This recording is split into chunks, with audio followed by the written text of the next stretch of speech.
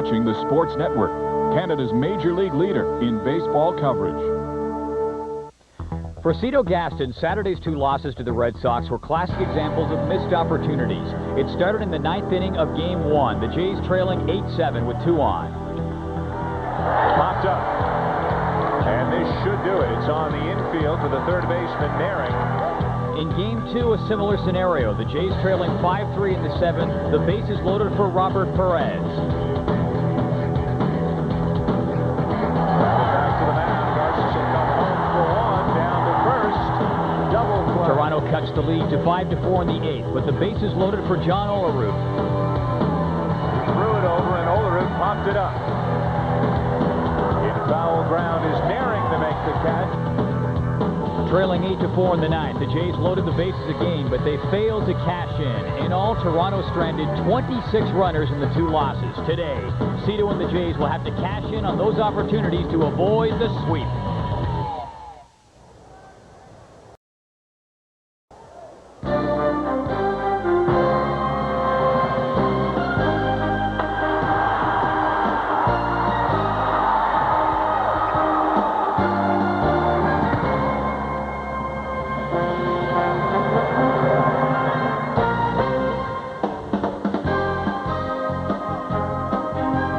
Labatt, Blue Jays baseball on TSN.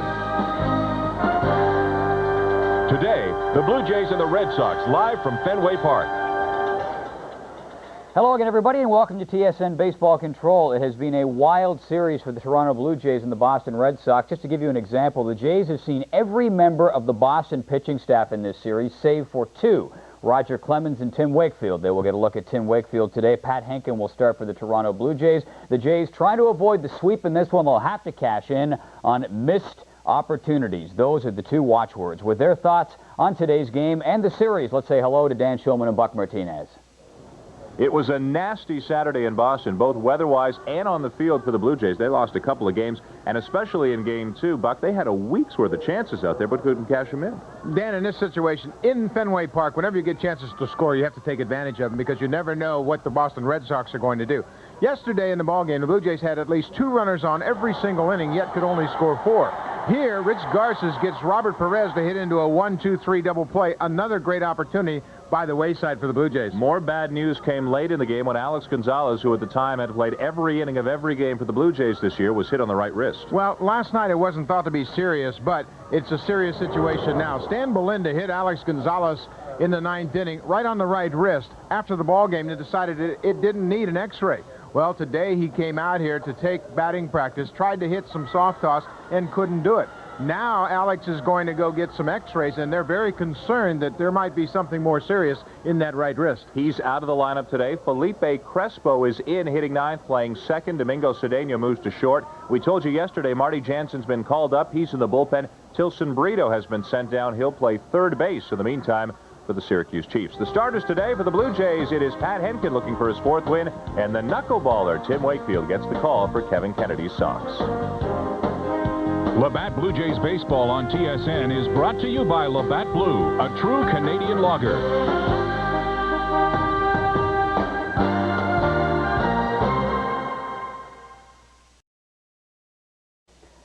Welcome back to TSN Baseball Control. I'm Paul Roanoke. Hope you're looking forward to this afternoon's matchup between the Toronto Blue Jays and the Boston Red Sox. We'll be watching all the other games for you going on back here at Baseball Control, including the Montreal Expos and the Houston Astros. That was a very entertaining game we saw last night. This one starts at 2:35 Eastern Time.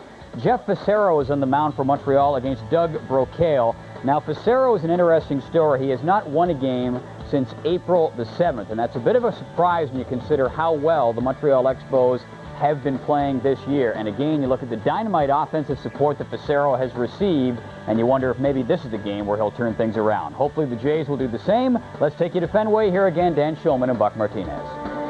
Thank you, Paul. Let's take you back to yesterday and show you some of the ways that the Boston Red Sox did everything they could to give a game away to the Blue Jays. Here's Joe Carter, little number up the line. Move on. Oh, lets it play him. Bounces away, a bad error, and Carter is safely across.